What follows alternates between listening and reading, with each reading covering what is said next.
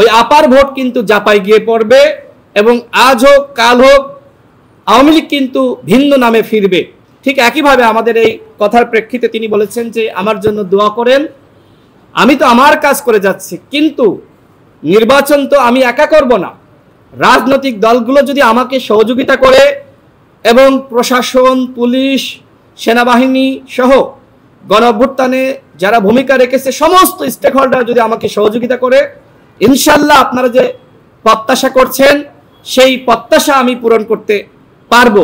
আমরা আমাদের দলের বিষয়ে যেটি তাকে আশ্বস্ত করেছি, গণ অধিকার পরিষদ বাংলাদেশের ইতিহাসের সবথেকে সেরা নির্বাচন যাতে এই নির্বাচন কমিশন করতে পারে সেই ব্যাপারে আমরা নির্বাচন কমিশনকে সহযোগিতা করব।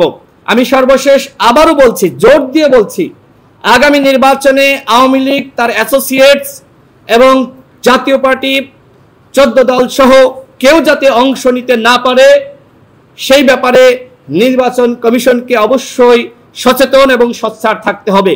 অন্যথায় যে কোনোভাবেই আওয়ামী লীগ সুযোগ পাক না কেন ওই আপার ভোট কিন্তু জাপায় গিয়ে পড়বে এবং আজ হোক কাল হোক আওয়ামী লীগ কিন্তু ভিন্ন নামে ফিরবে। এ বিষয়ে নির্বাচন কমিশনারের সাথে কথা হয়েছে যে আপনি তো গণ অভ্যুত্থানের পরে দায়িত্ব নিয়েছেন, যদি আওয়ামী লীগ কোনোভাবে ফিরে আসে যেমনিভাবে আপনার পানিশমেন্ট দিবে, আপনাকে ফাঁসিতে ঝুলাবে, ঠিক একইভাবে যারা বিপ্লবী ছিল, গণ অভ্যুত্থানের স্টেক হোল্ডার ছিল, তাদেরকে ফাঁসিতে ঝুলাবে। সুতরাং আপনার আমাদের সবার দায়িত্ব এই ফ্যাসিবাদকে কিভাবে প্রতিহত করা যায়, কিভাবে নির্মূল করা যায় এবং একই সাথে আমরা যারা ফ্যাসিবাদ বিরোধী শক্তি ছিলাম তাদের মধ্যে গণতান্ত্রিক যে চর্চা সেটি অব্যাহত রাখা যায়। তিনি আরেকটি কথা বলেছেন যেটি আমি বলতে ভুলে গিয়েছিলাম, যে বিভিন্ন রাষ্ট্রদূত বা বিদেশিরা এসে তাকে ইনক্লুসিভ নির্বাচনের কথা বলে। এখন তারা বোঝায় ইনক্লুসিভ মানে আওয়ামী লীগকে সাথে নিয়ে ইনক্লুসিভ নির্বাচন।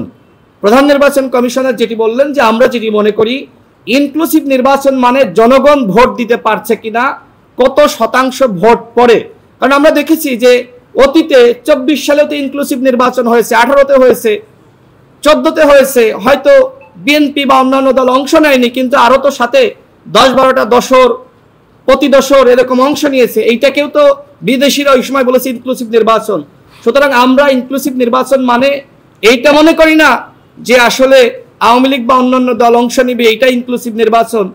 আমরা মনে করি ইনক্লুসিভ নির্বাচন মানে জনগণ স্বতঃস্ফূর্তভাবে ভোট দিতে পারবে। আমরা